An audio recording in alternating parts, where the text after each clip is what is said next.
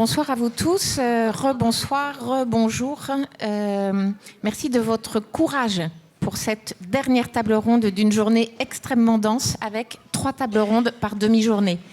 Donc, nous avions anticipé, bien heureusement, puisque nous garderons ce temps d'échange qui nous intéresse en fin d'après-midi et en fin d'intervention des différentes personnes ici présentes.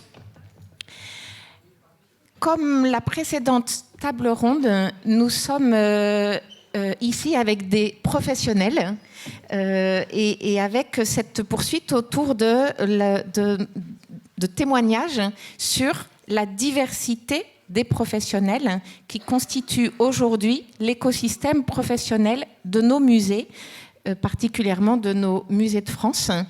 Alors bien sûr, 4 invités, 3 présents ici physiquement, une 4e qui va nous rejoindre en ligne, 4 invités, de même que ceux qui étaient présents à la précédente table ronde, ne résument pas à eux seuls et la diversité de tous les métiers que l'on trouve dans les musées, ni non plus la représentativité en pourcentage des quelques 12 500 professionnels estimés dans les musées de France aujourd'hui.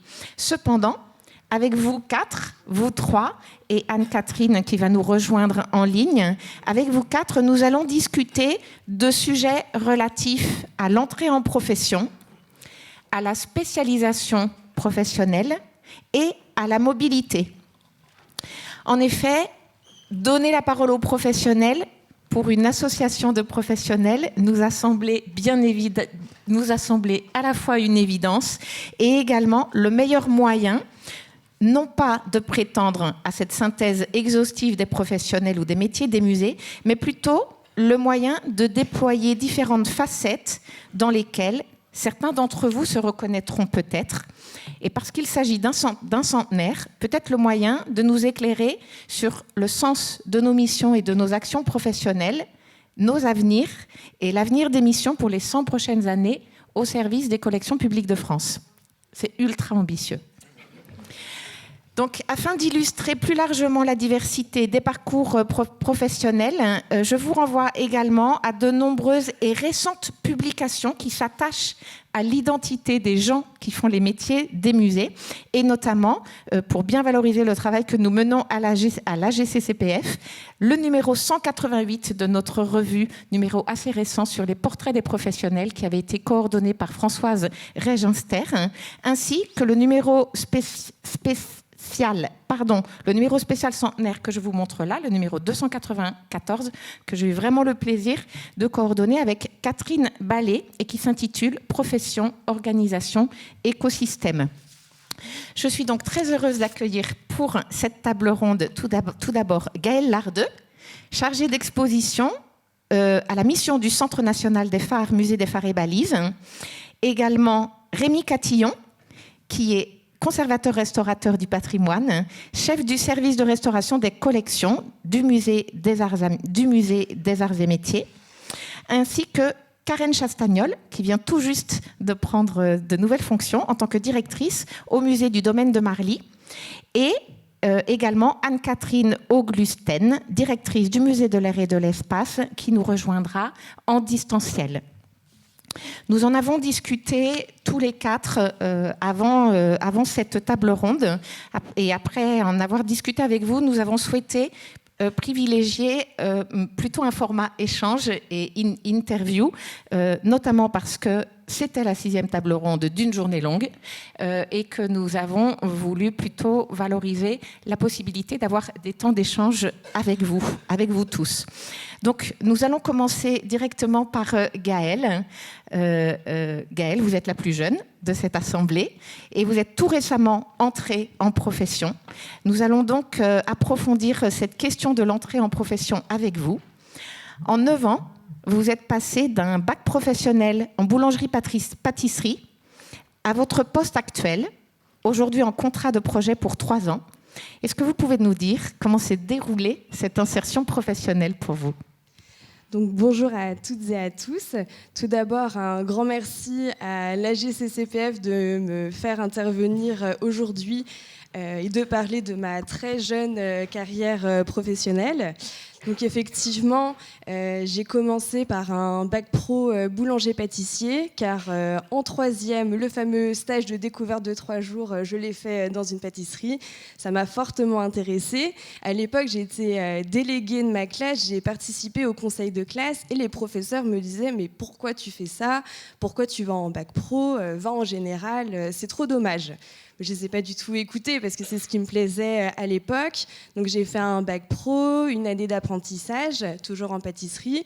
Et j'étais partie pour effectuer un autre diplôme, un brevet technique des métiers en pâtisserie, jusqu'à ce que je me rende compte que ça ne me passionnait plus.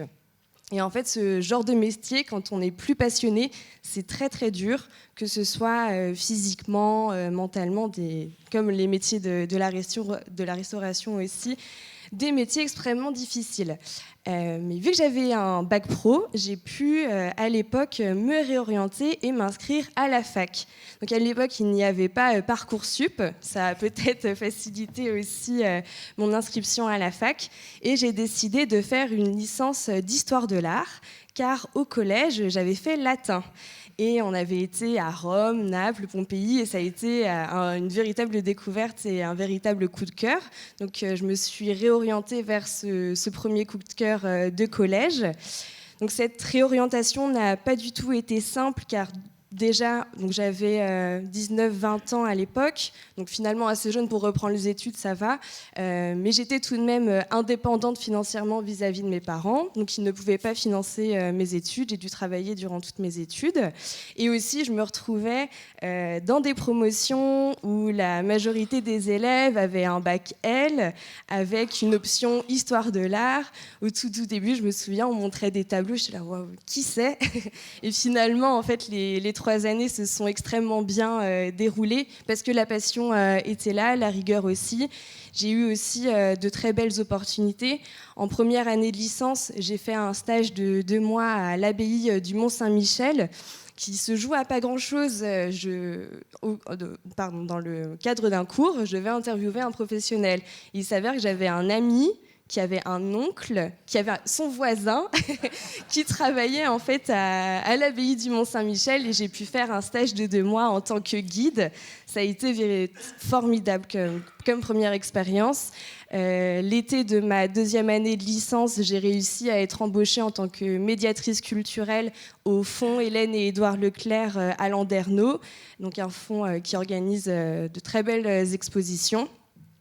Et ces 2 expériences très fortes m'ont permis d'entrer en master pro. Donc, le master pro patrimoine et musée, gestion des patrimoines architecturaux, artistiques et culturels de Quimper, de l'Université de Bretagne occidentale.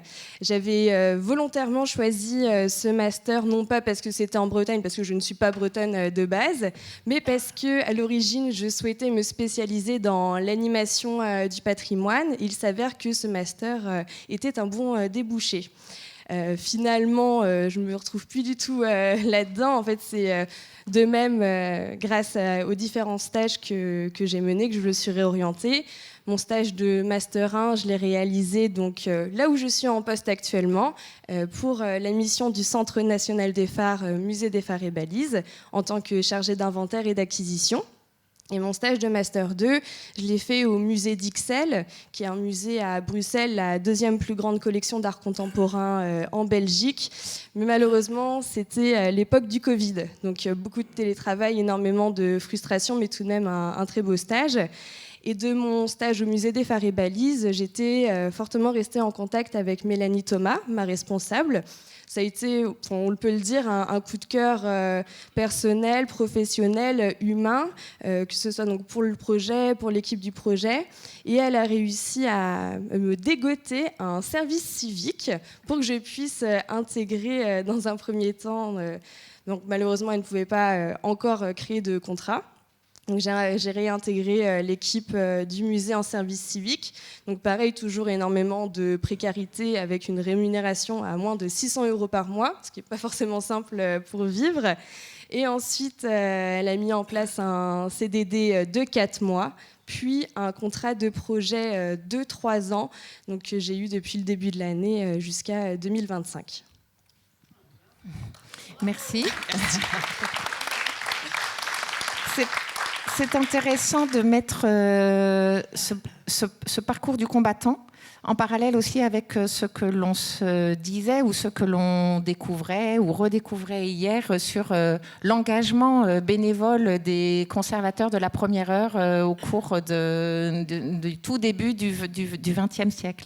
Et dans la diversité des métiers, et notamment autour de l'ensemble de ce que l'on a vu avant que ce soit la médiation ou que ce soit la médiation culturelle ou que ce soit la régie des œuvres, pour reprendre un peu les deux piliers, il y a là, encore aujourd'hui, bien évidemment, un parcours qui pourrait être potentiellement semé d'embûches, mais qui est levé, notamment dans le cadre de rencontres et personnelles et rencontres de lieux ou de patrimoine qui appellent les futurs professionnels que nous sommes.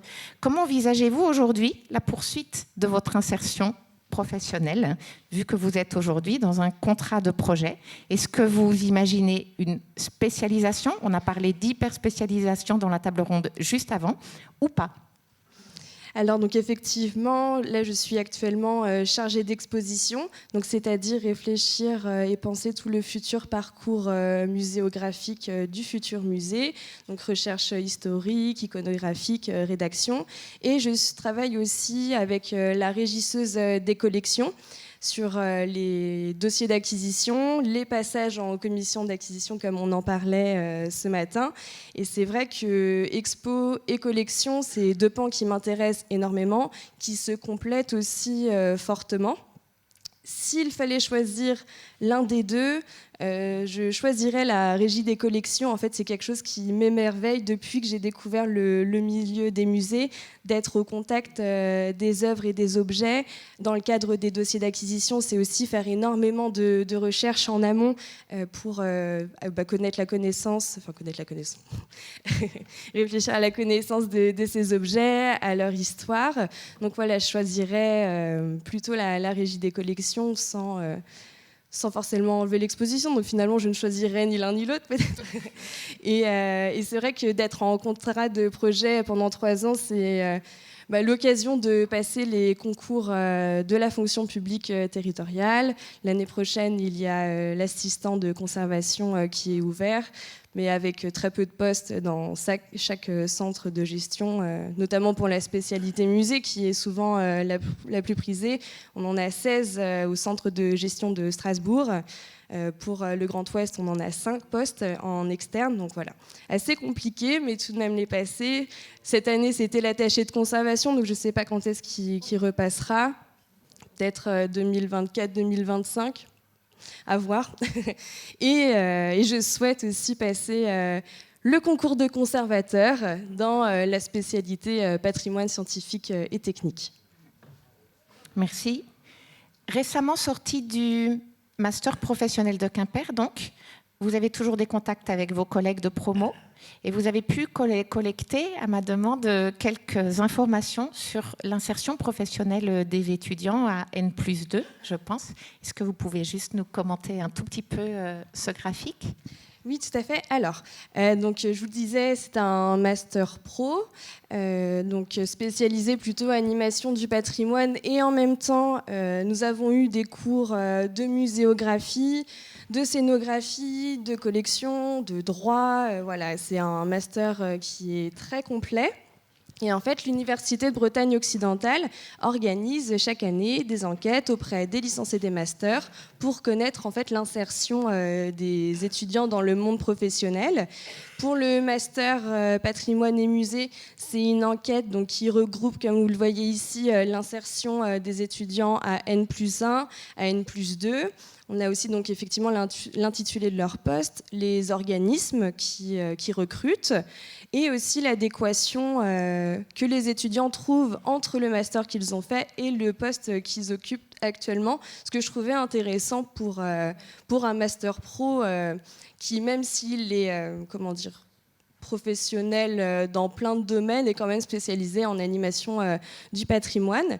Donc, comme vous pouvez le voir sur le graphique, on a des chiffres qui varient pour l'insertion à N+1 entre 46% et 75%. Pour l'insertion à N+2, on est entre 50% et 85%, donc des étudiants qui trouvent qui sont plus nombreux à avoir un emploi à N+2, ce qui en soit rassurant aussi.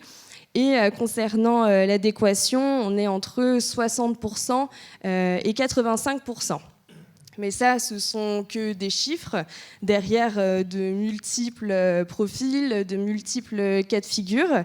Et j'avais envie de vous en présenter deux.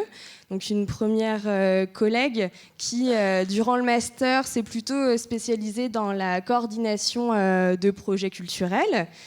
À la sortie du master, ne trouvant pas d'emploi, elle a aussi fait un service civique qui l'a fortement intéressée et elle a décidé de monter son auto-entreprise, donc, comme je cite, qu'elle indique « mise en place d'expériences culturelles en entreprise ». Donc proposer, comme elle le dit, des expériences professionnelles à destination de diverses entreprises. Elle a fait partie de l'incubateur du Crédit Agricole qui l'a accompagnée. Donc elle a proposé aux employés du Crédit Agricole des formations au théâtre. Elle a organisé une exposition dans un restaurant. Donc voilà, diverses activités. Et finalement, donc, créer son auto-entreprise, notamment dans le secteur culturel, dans le Finistère, c'est quelque chose qui prend du temps. Et finalement, elle a eu l'opportunité d'un poste en tant que chargée de mission art contemporain à Landerneau, dans le Finistère, pour s'occuper de la galerie pendant 7 mois. Car la municipalité en fait réfléchit à soit avoir un responsable de galerie art contemporain plus un responsable qui chapeauterait art contemporain, patrimoine, archives, ou avoir un unique poste, comme c'était le cas précédemment, art contemporain, et responsable ensuite art contemporain, patrimoine et archives, donc qui est un poste de 7 mois, quelque chose de très précaire. Et un deuxième cas, Gaëlle, une seconde... Je suis désolée, oui. Mais on me presse. Donc, okay, très bien. je ne veux pas du tout supprimer la personne en question, mais je pense qu'on va pas déployer plus pour le deuxième cas, si ça te va bien. Oui, il n'y a pas de souci. Bon. Aucun problème. Et en fait, à mon ancien directeur de master, je lui ai demandé s'il y avait beaucoup eu de lauréats des concours de conservateurs. À sa connaissance, aucun. Et donc, je me suis intéressée au profil des étudiants qui avaient eu les concours de conservateurs dernièrement. Sur le site de l'INP, il y a les trombinoscopes pour les étudiants 2022 et 2021. Et en fait, ce sont donc principalement des étudiants qui viennent de l'école du Louvre. Pour en avoir discuté avec Rachel, qui m'expliquait qu'effectivement, en fait, ce qu'on étudie à l'école du Louvre est en adéquation avec les épreuves de conservateurs. On a aussi des élèves de l'École nationale des chartes, des élèves qui ont fait la Sorbonne, Paris-Nanterre. Donc globalement, les 3/4 des étudiants pour ces deux promotions ont fait leurs études à Paris. Et donc voilà, c'est des chiffres que je vous annonce comme ça pour enclencher des discussions. Non, mais parce que c'est vrai que pour moi, en fait, à aucun moment il n'a été question de faire mes études à Paris à cause du coût financier. J'ai des amis qui ont fait leurs études à Paris et pour 2 ans avoir fait un prêt de 15 000 €. Donc c'est aussi tout un engagement quand on ne peut pas suivre derrière. Donc voilà, c'était... des chiffres à annoncer pour enclencher les discussions avec vous. Et merci beaucoup pour votre attention. Merci grandement. Merci grandement, Gaëlle, pour cette ouverture, même si c'était au pas de charge et je m'en excuse. Rémi, je me tourne aussitôt vers toi avec la même consigne d'efficacité qui m'est rappelée pour aborder à travers votre parcours la question de la spécialisation, de son intérêt et peut-être également les questions qu'elle soulève. Vous êtes conservateur-restaurateur et responsable d'un service de restauration au musée du CNAM. Est-ce que vous pouvez juste nous en dire un petit peu plus sur l'étendue de vos missions ? Oui, tout à fait. Et d'abord remercier l'AGCCPF de m'avoir convié à cette table ronde. Alors simplement pour replacer très rapidement dans le contexte et pour ceux qui éventuellement ne connaîtraient pas le musée et sa rénovation en 2000, quelques images de ces galeries.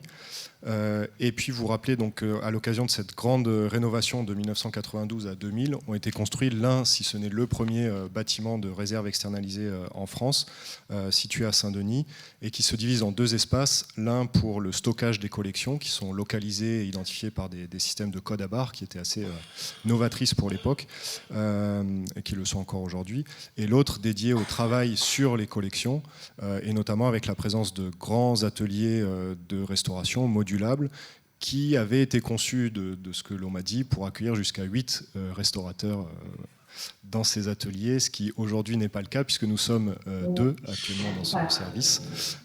J'ai avec moi une technicienne du patrimoine, donc diplômée de la mention complémentaire à Tolbiac, et nous sommes en cours de recrutement quand même d'un deuxième ou d'une deuxième technicienne, et j'ai grand espoir que l'année prochaine nous puissions mettre peut-être au concours un poste de restaurateur ou restauratrice en spécialité métal, puisque moi je suis en spécialité mobilier. Et donc je reviens à la question de mes missions, puisqu'effectivement elles sont diverses à la tête de ce service, au-delà de la gestion du service proprement dit, bien entendu, et de la restauration des collections, quand on peut. Mon activité est surtout tournée vers le conseil et les échanges avec les autres services du musée. Ces échanges sont quotidiens, donc je vous mets simplement un organigramme du département des collections pour dire que nous avons un service de régie des collections qui s'occupe de tous les mouvements d'œuvres, que ce soit pour les expositions temporaires, permanentes, les consultations au sein du réserve, les prêts et dépôts, et avec lesquels nous travaillons pour à chaque fois évaluer les fragilités spécifiques à chaque objet et les risques liés à leur déplacement, parfois participer aux allées-voir des transporteurs aussi, voire participer au convoiement eux-mêmes, par exemple lorsque des objets voyagent démontés, ce qui est le cas parfois pour nos collections. Le service de l'inventaire nous sollicite lorsqu'ils ont un doute sur une altération, un matériau, et nous travaillons avec eux pour le bon référencement des pièces détachées et si possible les remonter sur les objets. Nous avons un responsable logistique du bâtiment avec qui nous travaillons à maintenir et faire évoluer les conditions climatiques, que ce soit aux réserves ou au musée à Paris, qui est un bâtiment classé, donc difficile à climatiser correctement. C'est une bataille de tous les jours, comme dans beaucoup de musées. Et puis, bien entendu, quotidiennement avec les responsables de collection qui, eux, sont plutôt basés à Paris. Et donc, nous sommes un peu leur relais parfois au sein des réserves pour notamment le suivi des restaurations lorsque nous accueillons des restaurateurs extérieurs. Et puis, nous travaillons avec eux à la recherche et avec la commission de restauration interne au musée, à la recherche et à l'étude des devis pour ces restaurations extérieures. Et puis enfin, nous travaillons avec les autres départements du musée. Le département des expositions, dès le début, ça a été dit juste avant par ma collègue du Louvre, nous avons la chance d'être vraiment impliqués dès le début des projets d'exposition pour essayer d'anticiper tous les besoins en soclage, en restauration, et puis les besoins spécifiques de la manière dont peuvent être présentées certaines pièces pour essayer de les valoriser tout en les préservant le mieux possible. Et puis avec le département des publics pour essayer de rendre leur action pédagogique compatible avec la bonne conservation des collections, notamment quand des objets sont mis en mouvement, ce qui est le cas dans notre musée, et aussi pour préparer et mettre en œuvre avec eux des actions de médiation autour de la conservation des collections, que ce soit au musée ou lors de visites aux réserves. Merci. La présence de restaurateurs permanents au sein des musées est assez exceptionnelle. Quand je fais référence non pas à quelques grandes institutions qui en ont prévu les espaces, mais aux un peu plus de 1200 musées de France sur l'ensemble du territoire, est-ce que vous pouvez nous citer quelques autres exemples de ce que vous en connaissez ? Alors effectivement, elle est assez rare, mais j'ai le sentiment, peu étayé pour l'instant, que c'est quand même une évolution qui est en cours et qu'elle se densifie, cette présence des restaurateurs. En 2010, Léonie Hainaut avait comparé dans un article la situation des groupes professionnels, et en particulier des restaurateurs d'œuvres d'art aux États-Unis et en France. Elle évoquait alors 55% de restaurateurs aux États-Unis employés de musées ou bibliothèques contre 5% en France.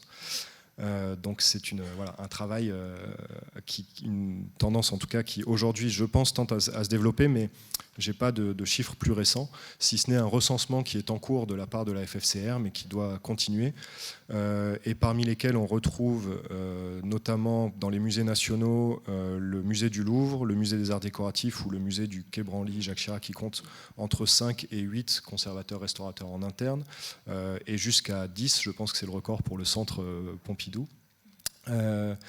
Quant à côté, le château de Versailles, par exemple, ne compte que 2 conservateurs-restaurateurs diplômés pour une équipe un peu plus nombreuse, mais composée aussi de techniciens et d'autres profils complémentaires. Et on retrouve en fait dans des musées territoriaux ce même chiffre, le musée Carnavalet ou le musée des tissus de Lyon ont aussi 2 conservateurs-restaurateurs. Donc on voit que ce n'est pas non plus lié forcément à la taille du musée. De la même manière, on a 3 conservateurs-restaurateurs au musée de l'Armée ou au musée de la Marine.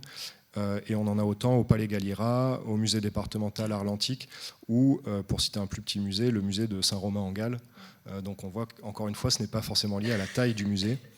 On a aussi parfois la présence d'un restaurateur dans des petites structures comme le musée de Bonnat-Helleux à Bayonne, le musée de Caen, le musée d'art et d'histoire de Saint-Denis ou encore le musée des beaux-arts d'Angers ou d'Orléans.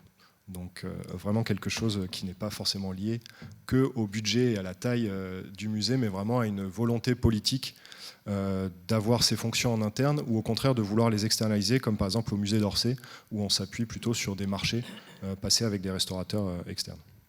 Et justement, entre internalisation et externalisation, vous avez un avis ? Qu'est-ce qui vous semble pertinent en matière d'internalisation de cette mission qui est effectivement la plupart du temps considérée comme une prestation de service et cependant extrêmement encadrée par la loi Musée de France et par les conditions de mise en marché public, hein. Oui, heureusement. Pour moi, c'est 2 options qui sont vraiment complémentaires. Et en fait, l'une ne peut pas réellement aller sans l'autre, puisque dans tous les musées, je pense, qui ont des restaurateurs en interne, on a aussi recours en plus à l'externalisation. Par contre, le fait d'avoir des restaurateurs en interne comporte de nombreux atouts, que ce soit pour les restaurateurs eux-mêmes d'une part, mais surtout pour les musées. En premier lieu, cela permet de travailler en équipe sur de nombreux projets, que ce soit des chantiers des collections ou des installations d'exposition, comme on le voit ici. Et ça permet, avec ce travail d'équipe composé en général de plusieurs services, nous on travaille beaucoup, je l'ai dit, avec la régie des œuvres ou avec le service de l'inventaire, ça permet des échanges, une complémentarité très très riche sur ces projets. Une complémentarité qui est aussi un atout pour la conservation préventive et le suivi des collections, puisqu'on a mis en place par exemple au musée des Arts et Métiers une veille régulière, une veille des collections avec des inspections régulières qui sont menées aujourd'hui par des équipes à chaque fois justement multiservices, regroupant restaurateurs, régisseurs, services de l'inventaire et responsables de collection, et qui permettent au-delà du récolement de traiter au plus vite les problèmes de conservation, de conditionnement, de même réaliser des petites interventions d'urgence sur certaines œuvres, donc de résoudre au plus vite les problèmes dès qu'ils sont, de les identifier déjà et de les résoudre au plus vite. Et puis, dans ce cadre de la conservation préventive, ça nous a permis aussi de mener une veille sur les infestations et des traitements en anoxie. Alors c'est quelque chose qui peut être mené par d'autres professionnels, mais le fait d'avoir des restaurateurs en interne, c'est une mission qui peut leur être confiée aussi de manière complémentaire. Ou encore de mener l'entretien et le dépoussiérage régulier des collections qui sont exposées de manière permanente au musée. Nous, on a des objets de dimensions assez conséquentes qui ne sont pas sous vitrine et qui nécessitent, en plus dans un bâtiment ancien, dans une église notamment, qui nécessitent vraiment un dépoussiérage hebdomadaire de ces collections, et dépoussiérage qui est effectué par les restaurateurs et techniciens de conservation, et avec un œil un peu avisé, puisque le fait d'avoir des restaurateurs en interne permet aussi une connaissance, une appropriation, d'apprivoiser en fait cette collection dans ses particularités, dans ses spécificités, et encore plus quand on est confronté à une collection d'instruments scientifiques et techniques aussi particulière que la nôtre. Donc ça permet vraiment une connaissance de la collection, et une connaissance qui peut parfois mener à des traitements. Ah oui, pardon, je reviendrai après alors sur ces échanges, mais le fait d'avoir des restaurateurs en interne, ça permet aussi parfois de mener des chantiers de restauration de grande ampleur et qui peuvent évoluer plus facilement au cours du traitement qu'avec des prestataires extérieurs où on est soumis à un devis et éventuellement un avenant qui va être compliqué à mettre en œuvre ou à faire signer. Et encore plus quand on a des conditions comme on l'a connu en 2020, c'était le cas lors de cette restauration de cette maquette, ce modèle de laminoir qui s'est fait donc en 2020 et pour lequel en fait le démontage des différents éléments qui pouvaient l'être nous ont éclairé sur l'état du vernis et l'état de la polychromie sous-jacente et nous ont permis de prendre cette décision de retirer une couche de vernis mais de laisser une partie de la polychromie et vraiment on a adapté le traitement en fonction de ces informations-là, ce qui aurait été plus difficile à faire si on était soumis à un devis. Et enfin, cette connaissance fine de la collection, on peut aussi l'amener aux restaurateurs extérieurs qui viennent travailler chez nous et avec qui on travaille parfois dans des échanges assez riches.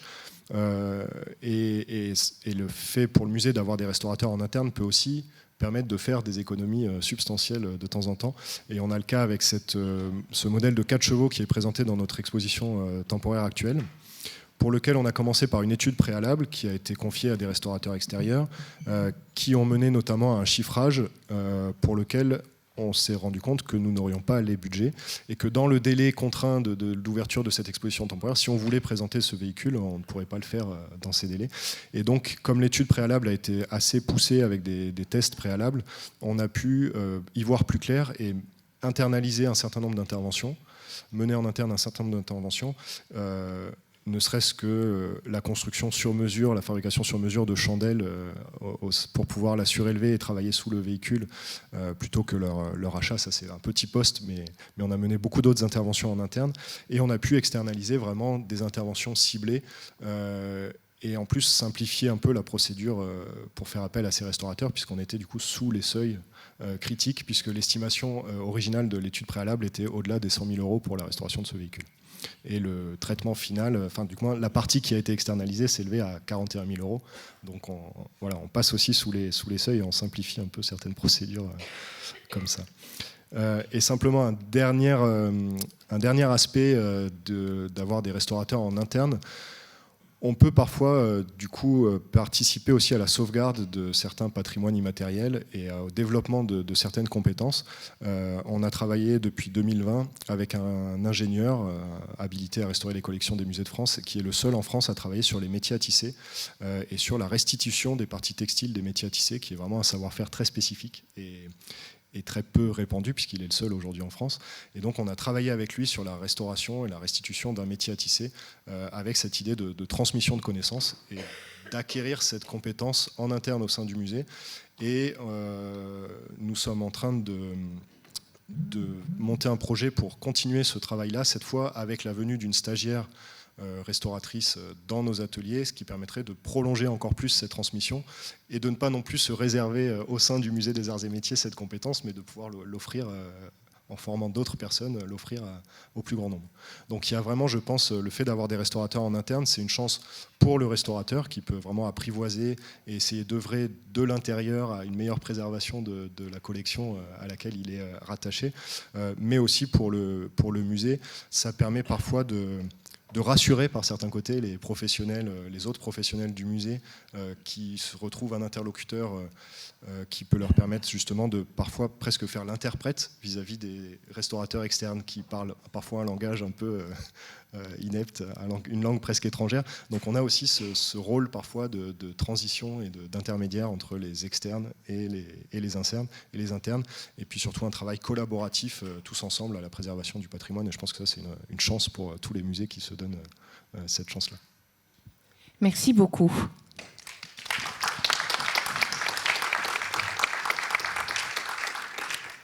J'aurais plein de choses à développer sur différentes portes que vous avez ouvertes, mais on les réouvrira ensemble en fonction de vos interrogations ou de vos envies de prolonger.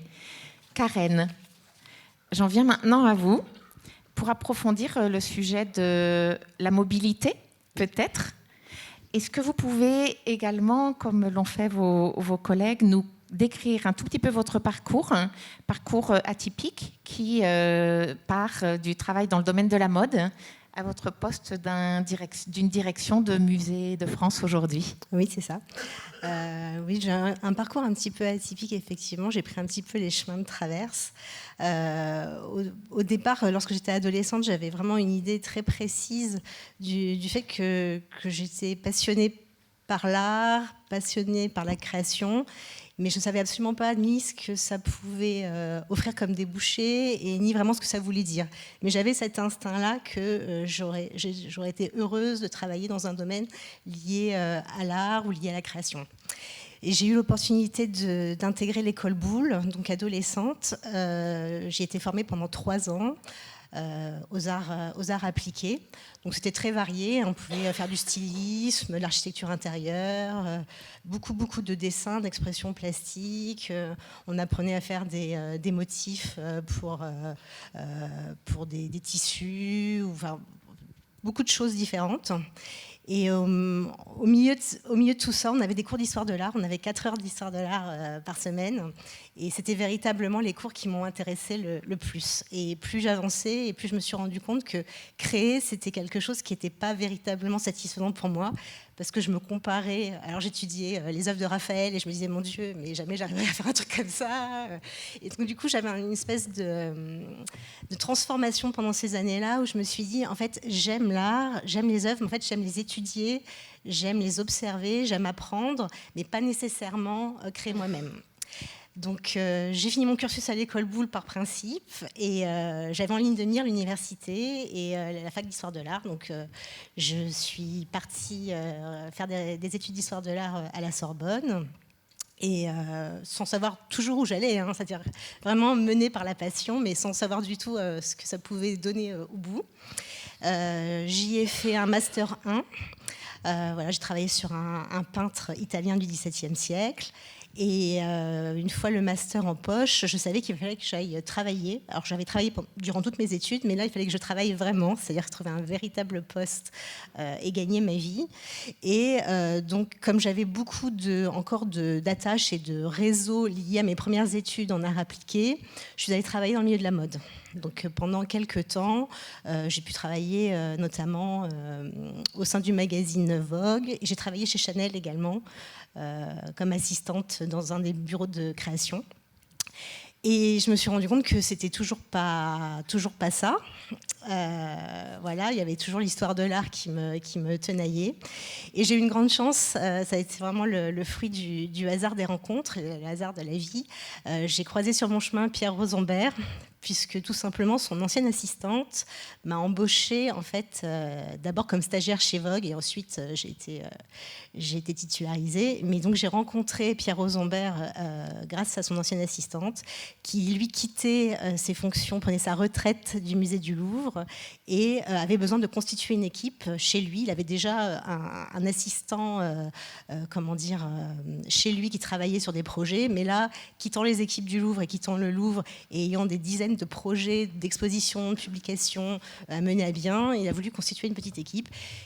Et bon, il m'a dit, si vous souhaitez, venez, on va travailler ensemble et puis on verra comment on organise les choses. J'y suis restée 15 ans, donc ça a été beaucoup plus long que prévu. Et durant ces 15 ans, enfin très vite en fait, j'ai compris que j'avais ma place là, dans le sens où j'ai compris à quoi servait l'histoire de l'art, j'ai compris quel métier je pouvais apprendre à ses côtés. Et surtout, j'ai compris que si je voulais poursuivre de manière sérieuse les choses, il fallait que je reprenne mes études. J'avais mon master 1 en poche. Et je me suis dit, voilà, je me réinscris à l'université et je continue. Je continue plus loin, je fais de la recherche. Ça m'avait déjà beaucoup plu en Master 1. J'ai repris les études en faisant de la recherche. J'ai soutenu mon doctorat. Et je m'étais fixée comme deadline, on va dire, suite à mon doctorat, de partir de chez Monsieur Rosenberg pour aller, en fait, voler de mes propres ailes. J'ai longtemps hésité entre l'université, la recherche d'un côté, les musées de l'autre. Et je me suis décidée pour aller travailler dans les musées. Et là, j'ai pu en fait intégrer le musée de la chasse et de la nature en tant que conservateur adjoint. Donc, je suis restée 6 ans. Et tout dernièrement, j'ai postulé au poste de direction du musée du domaine royal de Marly, où je suis depuis 2 mois. Effectivement, c'est une mobilité très récente. Vous êtes donc aujourd'hui en poste de direction après de multiples expériences, un développement d'expertise auprès de Monsieur Rosenberg sur de la gestion de collection, édition, publication, exposition, etc., sans pour autant n'être titulaire d'aucun concours. Est-ce que c'est un choix ? Alors oui et non. C'est un choix dans le sens où lorsque j'étais chez Monsieur Rosenberg et j'ai décidé de reprendre mes études, la question du concours s'est quand même posée. Et je me suis clairement dit à ce moment-là, ne sachant pas si j'allais vers les musées ou si j'allais vers l'université, je me suis dit de travailler, de faire un doctorat, de travailler sur un sujet et d'approfondir un sujet et à la fin d'avoir un travail très concret. La thèse de doctorat, c'est comme un livre, c'est quelque chose de très concret, me semblait plus judicieux dans le sens où je ne serais pas allée me présenter au concours sans l'avoir travaillé. Je n'avais pas le temps de tout faire. Je travaillais à plein temps chez Monsieur Rosenberg. Je ne pouvais pas poursuivre les études en thèse et passer le concours. Donc j'ai fait clairement le choix de laisser de côté le concours. Et il se trouve que la vie est faite comme ça. Je n'ai pas eu besoin de passer le concours, en fait. C'est-à-dire que mon poste au musée de la Chasse n'était pas soumis au concours. Et de la même manière, la direction du musée du domaine royal de Marly ne nécessitait pas, de manière incontournable, un concours. Voilà. Donc, c'est la chance, on va dire, que j'ai eue. C'est pas un choix absolu, mais c'est que ça ne s'est pas présenté. Merci. Peut-être y aura-t-il des questions sur votre parcours dans la salle. J'aimerais maintenant passer la parole à Anne-Catherine. Tu nous entends, Anne-Catherine, du coup? Bonjour. Alors moi, je vous entends très bien. Est-ce que vous m'entendez? Oui, nous t'entendons très bien. Pas trop fort, j'espère. Je donne une indication pour bien organiser cette dernière intervention. Anne-Catherine, tu as préparé un support dont il s'agira de présenter juste les 4 premières slides et on verra ensemble à quel rythme on peut les présenter tout en t'écoutant. Parfait. Anne-Catherine, tu es directrice d'un musée national de sciences et techniques qui est le musée de l'air et de l'espace du Bourget, qui comprend 110 collaborateurs. Donc, l'idée, c'était peut-être de quelque part intervenir comme une version de synthèse de toute cette diversité des métiers que l'on peut trouver dans les musées. Et peut-être que nous puissions profiter de ton regard sur l'évolution de ces parcours et de ces missions, notamment à travers la remise à plat d'un organigramme que tu as pu élaborer et proposer, appuyé sur la redéfinition d'un projet scientifique et culturel. Mais est-ce que tu peux peut-être tout d'abord nous présenter très succinctement le fonctionnement général de l'organisation RH, dans le jargon, donc de l'organisation des femmes et des hommes qui travaillent et qui ont des missions et des spécialisations au sein de cet équipement muséal très particulier. Avec grand plaisir. Alors, je vais peut-être vous proposer de passer rapidement la première slide et de vous arrêter sur la deuxième slide. Ça, c'était juste pour vous donner envie de venir découvrir l'architecture du musée. Donc, voilà un petit peu en résumé le plan et puis les différents éléments sur lesquels je souhaitais revenir. Alors, je suis vraiment désolée de ne pas être avec vous. Vous voyez, je suis dans mon bureau. On a des soucis de train et je devais absolument être revenue à Paris ce soir. Donc, je m'excuse vraiment de ne pas être avec vous. Je vous fais découvrir aussi un bouquet de fleurs. C'est assez rare que pour être signalé. J'ai reçu le commandement de la gendarmerie du transport aérien et il est venu avec des fleurs. Je tiens à le signaler, ça arrive encore et c'est bien agréable. L'environnement dans lequel nous sommes est un environnement très particulier puisque le musée de l'air et de l'espace est un établissement public administratif sous tutelle du ministère des Armées. Donc, le fonctionnement du musée est un fonctionnement qui est en réalité quand même un peu militaire dans certaines de ses commandes, mais nous sommes à grande majorité, pour ne pas dire 90-92% de personnel civil. Donc, il faut toujours jongler entre le civil et le militaire. Et en termes de RH, c'est vraiment un point important. Je signalais également que l'installation du directeur ou de la directrice du musée se fait par le ministre des Armées. Donc, moi, j'ai été installée par Madame Parly il y a 5 ans avec une lettre de mission. Je ne sais pas si tous mes collègues directeurs d'établissement ont chacun leur lettre de mission. Je sais que certains d'entre nous l'avons, mais pas tous. Et c'est très important parce que ça donne les grandes lignes de ce qui est attendu de la part du directeur et donc de ses équipes pour les années à venir. Nous avons également un certain nombre de documents administratifs qui cadrent notre travail. Un PC, bien évidemment, ça c'est ce que j'appelle la partie culture et elle est essentielle dans notre musée, mais elle est en regard d'un COP, un contrat d'objectifs et de performance, qui est très, très réglementé au ministère des Armées, un peu moins dans d'autres ministères, mais qui est vraiment la feuille de route que nous devons suivre année après année sur une période de 5 ans. Et quand il y a des évolutions, on doit les signaler. Elles sont généralement présentées en conseil d'administration et souvent votées. Donc ce COP et ce PSC sont les deux, je dirais, piliers de notre activité administrative. La partie ressources humaines, la partie RH, c'est le dernier point que je signalais. C'est un travail que nous effectuons actuellement parce que le Musée de l'air et de l'espace fait partie des établissements sous plafond d'emploi.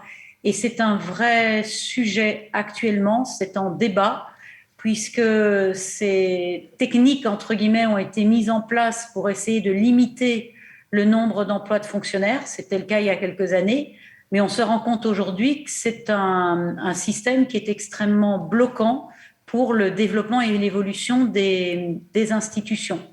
Donc j'aime bien expliquer un peu à nos équipes que même si on arrivait à obtenir des sommes majeures en termes de financement pour la masse salariale, on reste quand même paradoxalement bloqué sur le nombre d'ETP, donc équivalent temps plein, que nous devons recruter. Pour le musée que je dirige, je suis à 100 ETP sous plafond et 7 hors plafond. En réalité, on est à peu près 110 parce que nous jouons avec la particularité du ETPT, qui est l'équivalent temps plein travaillé, comme certains d'entre vous le font. C'est-à-dire que nous avons une obligation d'être au nombre retenu en fin d'année, mais en cours d'année, on peut très bien monter à 104, 105. Le tout, c'est de redescendre à 100 ETP. C'est ce qui explique certains départs, notamment les départs à la retraite, qui sont après recrutés avec des nouvelles personnes. S'il s'est passé 3 mois, eh bien, on a la possibilité de jouer sur ces temps travaillés pour obtenir des renforts. La GPEC pour nous, donc gestion prévisionnelle des emplois et des compétences, est un enjeu majeur, puisque quand je suis arrivée il y a 5 ans, le musée avait une prévision de départ à la retraite dans certaines années de 40% et de 30%. C'est-à-dire que clairement, c'était des équipes qui étaient là depuis de nombreuses années et qui étaient en préparation de leur départ à la retraite. Et là, l'année 23, nous sommes dans l'année qui sera la dernière, mais la plus importante. Cette année, c'était 7 départs. L'année prochaine, à minima, 5 à 6 départs. Donc, ce sont des nombres importants qui nécessitent évidemment de réfléchir en amont sur le type de profil en ressources humaines que nous allons pouvoir suggérer au départ de l'agent. Justement, Anne-Catherine, vous avez travaillé sur cet enjeu-là à travers la défense d'un nouvel organigramme, d'une organisation qui peut apparaître, qui va sans doute nous apparaître quelque peu classique, mais qui permet de renforcer les fondamentaux des missions et des fonctions et des compétences attendues au sein de nos musées. Je vous laisse nous présenter ça. Alors, vous pouvez passer à la slide suivante puisque je vous projette l'organigramme. J'ai vu celui du Musée des Arts et Métiers, ça m'a bien fait plaisir puisque j'y ai travaillé longuement, comme vous le savez. Nous voyons là l'organigramme. Alors, il a l'air comme ça un peu compliqué, mais en réalité, il est assez simple. Vous avez tout à fait raison de dire qu'il est classique, mais c'est parce que le précédent au Musée de l'Air ne l'était pas du tout. Donc, un peu de classicisme muséal faisait du bien au Musée de l'Air et de l'Espace. Donc, le directeur d'établissement a bien évidemment un conseil d'administration avec une présidence qui se réunit tous les 3 fois par an et qui vote toute une série de textes et surtout les autorisations budgétaires globales. Nous avons ensuite 3 départements. Vous voyez les couleurs. C'est le département des collections que nous avons nommé département scientifique et des collections. En arrivant au musée de l'Air et de l'Espace, en fait, le département n'avait même pas le nom de collection dans son intitulé, ce qui m'avait un tout petit peu dérangé. Donc, le département scientifique et des collections, c'est le pilier collection. Et comme vous pouvez le découvrir, on voit très bien les métiers au travers de l'organigramme.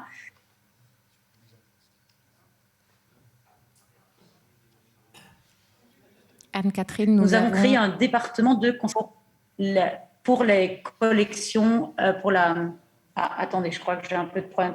Voilà, pour tout ce qui est conservation préventive. Comme le signalait mon collègue du musée des Arts et Métiers, nous avons au musée de l'Air et de l'Espace encore de nombreux ouvriers d'État, ce qui nous permet d'avoir en interne toute une série de métiers liés à l'agencement, liés à la restauration, parce que nous avons des restaurateurs en interne, et liés à l'accompagnement de la restauration. Je précise, c'est-à-dire que ce ne sont pas des restaurateurs agréés, mais ils accompagnent le restaurateur puisqu'ils sont issus de filières spécifiques, notamment les filières aéronautiques, puisque quand vous avez une collection de moteurs d'avion, c'est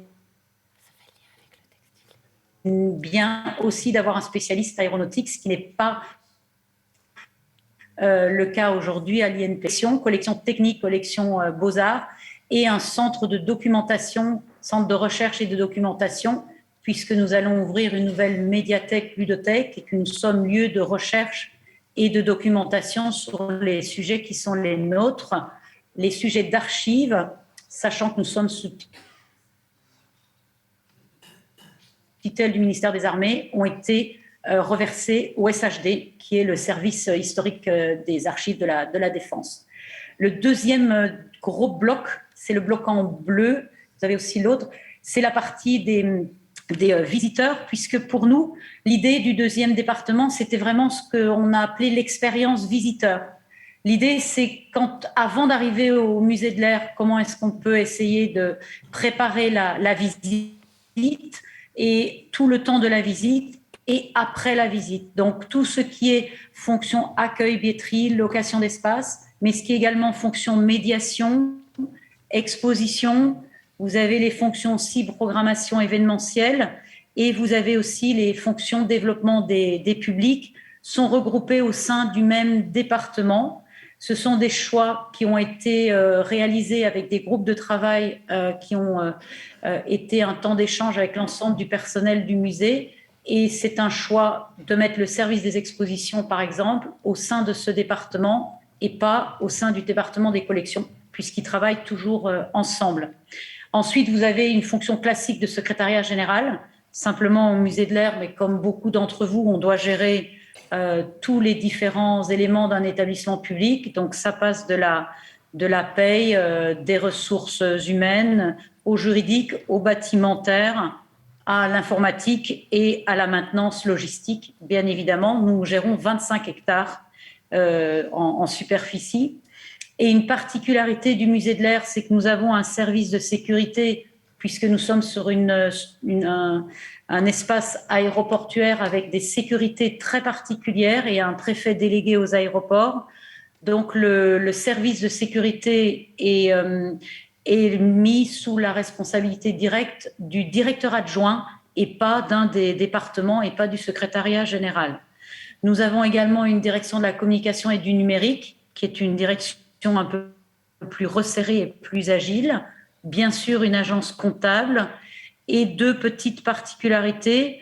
Un chargé de mission lien armée-nation, c'est intitulé de cette manière dans notre contrat d'objectifs et de performance et c'est assez d'actualité puisque, comme vous l'avez entendu, il y a un certain nombre de décisions qui sont en train d'être mises en place autour, par exemple, du service national universel ou des espaces pour lesquels on essaye d'aller vers les jeunes et la sensibilisation à la sécurité du territoire, eh bien, c'est avec ce type de poste lien armée-nation que nous travaillons ces thématiques. Et nous avons également un chargé de mission qui coordonne des projets spécifiques, en l'occurrence des projets de développement de nouveaux halls. Nous avons bien sûr un inspecteur santé-sécurité au travail et tout ça en lien direct avec les services du ministère des Armées. Nous avons des accords avec le ministère de la Culture et le ministère de l'Éducation nationale et la plus grande partie des ministères sont représentés dans notre conseil d'administration. Donc cet organigramme paraît peut-être un peu classique, mais il était vraiment novateur pour le Musée de l'Air et de l'Espace qui n'était pas habitué à travailler de cette manière. Anne-Catherine, merci grandement de cette présentation. Malheureusement, malgré le temps qu'il nous reste et le rendez-vous à avoir absolument pour récupérer notre transport et poursuivre à Lille ce soir, on va devoir conclure sur cette présentation afin de laisser la possibilité à 2 questions qui vous paraîtraient incontournables si vous êtes là et 2 questions sur l'ensemble de cette présentation de l'après-midi. Donc, si vous en êtes d'accord, ou même si vous n'êtes pas d'accord, en fait, nous allons vous l'imposer pour des questions d'organisation générale et sous la houlette de notre trésorier et administrateur de l'association. Merci grandement à vous 4. Pour les autres intervenants qui... Merci.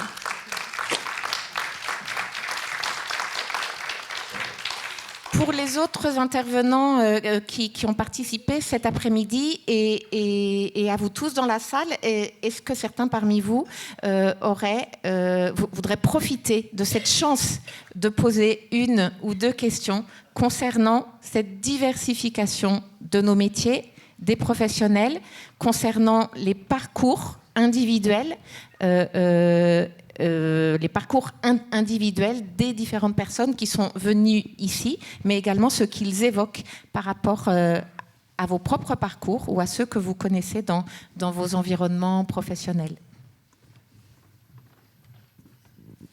Oui, alors j'ai une question à Madame Maigret de la Régie du Louvre. Où elle est partie. Bon, bah, tant pis. C'est dommage. En fait, je vous le dis juste, peut-être que quelqu'un pourra me répondre, parce qu'elle a parlé des impacts des questions RSE, etc., sur la régie. Moi, je voulais lui poser la question de la prise en compte des problématiques de développement durable et d'écologie sur la régie. Trop long, on me dit. Ok, je me tais. Mais peut-être que Rémi peut intervenir sur cette question, sur les mises en œuvre ou les réflexions et passages à l'acte sur les problématiques de transition écologique, etc., appliquées à la régie des collections, voire à la conservation-restauration. Oui, très rapidement, parce qu'effectivement, je pense qu'on pourrait y consacrer des journées, des très riches journées entières, comme ça a été fait déjà. Il y a eu des journées d'études sur le sujet récemment. Nous, à notre petite échelle, on va dire, on le fait notamment avec un essai de conserver un certain nombre de caisses, par exemple, ou voire de vitrines pour les expositions, essayer d'aller petit à petit vers la réutilisation de ce qui est mis en œuvre et ne pas forcément créer de nouvelles caisses ou de nouvelles scénographies à partir de zéro à chaque fois. Je sais qu'au sein de l'association des régisseurs, par exemple, il y a souvent des échanges entre musées pour aussi les musées qui accumulent, on va dire, plus de caisses, essayer de les redistribuer à des musées qui auraient moins de moyens. Nous, ça nous est arrivé aussi. Dans un autre contexte, on en a envoyé aussi en Ukraine là, très récemment. Donc voilà, pour l'instant, c'est plutôt autour de cet enjeu de réutilisation et d'essayer de ne pas refabriquer à chaque fois que se jouent ces questions-là. Et au sein du côté de la conservation des collections, on a aussi des enjeux à développer pour plus d'efficience énergétique et essayer de combiner efficience énergétique et conservation des collections. Et ça, c'est un enjeu majeur et assez complexe à mettre en œuvre. Une autre question ?